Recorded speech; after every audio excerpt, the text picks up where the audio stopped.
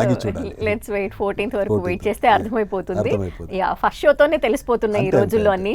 అంతే ఫస్ట్ షోతోనే మనకి మన రిజల్ట్ ఏంటి, audience how they are reacting అని తెలిసిపోద్ది. సో నేను 14th వరకు ఆగను. ఐఎమ్ హ్యావింగ్ ప్రైవేట్ స్క్రీనింగ్ అనాలా, ఇంకోటి అనాలి తెలీదు. 8th నుంచినో 7th నుంచినో ఒక అన్ని సెంటర్స్ పిక్ చేసుకొని ఆడియన్స్ చూపించేద్దాం అనుకుంటున్నాను.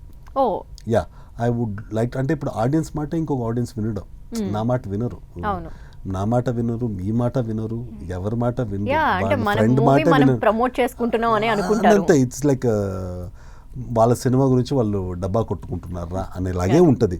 సో ఆడియన్స్ ఇప్పుడు ఎగ్జాంపుల్ ఒక మాల్లో ఒక 200 people చూసి వాళ్ళకి 100% నచ్చితే దిట్ విల్ మల్టిప్లై రిలీజ్ రోజు. సో అలా అని నేను ఒక హైదరాబాద్లో ఒక 7 షోలు ప్లాన్ చేస్తున్నా before release, private screening for the audience అనేలాగా. తిరుపతి కానీ, విజయవాడ కానీ, వైజాగ్ కానీ, సో ఇలాంటి ప్లేసెస్ ఎంచుకుంటున్నాం. బిఫోర్ రిలీజే మేము చూపించేస్తాం. నా నమ్మకం that will double on 14th అనే నమ్మకం.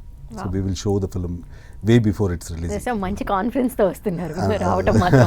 అంటే వచ్చేది ఏదో సాలిడ్ గా రావాలంటే నేను ప్రతి ఇంటర్వ్యూలో అదే చెప్తాను, నా సినిమాకు ఒక బేస్ ఫిక్స్ అయింది. అంటే ఆడియన్స్ మా మైండ్లో మేము ఫిక్స్ చేసుకున్నాం. అంటే ఇప్పుడు మేము మాకు తెలిసిన సర్కిల్లో సినిమా చూపించి ఫిక్స్ అయినప్పుడు మంచి సినిమా అనే ఒక బేస్ 100% వస్తుంది.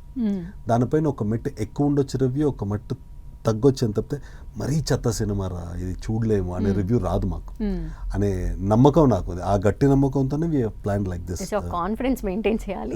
యు హావ్ దట్ కాన్ఫిడెన్స్ కాబట్టి పర్లేదు వచ్చేయచ్చు హ్యాపీగా. 100% వచ్చేస్తా.